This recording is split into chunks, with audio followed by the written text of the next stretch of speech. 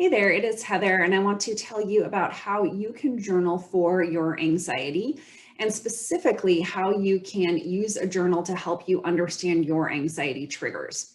So, when we talk about the word journaling, that means a lot of different things to a lot of people. So, a journal can be something as simple as you have a blank notebook and a pen and you just write whatever comes to mind about how you're feeling. Or a journal can be the total opposite end of the spectrum where it's extremely structured, where you're following writing prompts for a specific purpose, and you're usually doing those prompts at a specific time of day. So the approach that I'm going to give you is somewhere in the middle of that spectrum, but it is targeted and focused on helping you to understand your anxiety triggers. Now, I have a completely different video about triggers that you are definitely welcome to go and watch, but the short is that anxiety triggers are unique to you.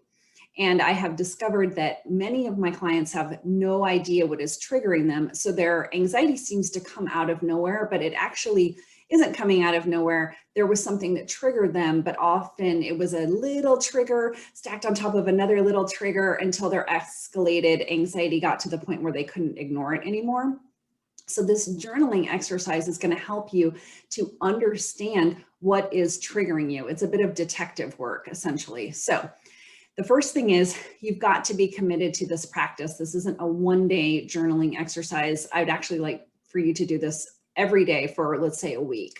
So you're going to need to keep a notebook handy with you throughout the day. Yes, like the entire day, have that notebook with you when you are driving around, walking around, wherever you are. Keep the notebook with you during the day. Anytime that you are feeling anxious, you're going to write down the date, the time of day, and then rate your anxiety on a scale of 1 to 10.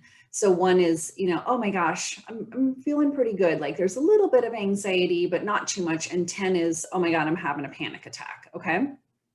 And then after you write down that date, the time, rating your anxiety overall, you're going to write down your trigger if you know it.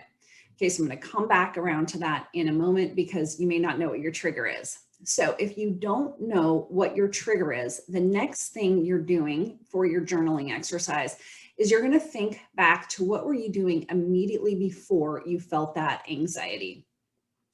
If you still don't know what the trigger is, then keep going back in time. So like think back to the previous hour. Was there something that maybe was upsetting or concerning to you, maybe triggered a fear response? If you can't figure it out within an hour, keep going backwards in time, and eventually you're most likely going to find a clue as to what triggered you, okay? So then you write down that trigger. So now that you know the trigger, you're going to journal about the experience and why you got triggered. This is the really critical step of this journaling process, and this is where you start to get a lot of insight about yourself. So you're going to be writing down what was happening when you got triggered. Was there anyone else with you when you got triggered? Did maybe that person have something to do with the triggering and how you were feeling?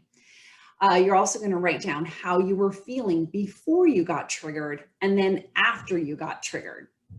You're also going to start to examine, did you get triggered because you were avoiding feeling an emotion? That's a deep one right there, and that takes some really big detective work as well. You're also going to write down where in your body did you notice that you felt the anxiety. Then you can write down, why do you think you got triggered? What were you afraid of when you got triggered? How did you respond when you were triggered? And could you have responded differently? So if you follow those prompts over and over every day when you're noticing your triggers, you're going to start to get a lot of insights about yourself. And this is all in this self-discovery process, a way for you to take that knowledge about your triggers so that you can actually do something with the information.